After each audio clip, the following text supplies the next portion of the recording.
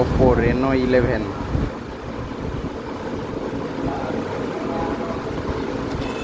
এই ফোনটা এখন সব থেকে বেটার যেটা, ফোনটা 30,000 টাকা দাম ছিল, এখন দাম কমেছে, এখন 28,000 টাকা দাম।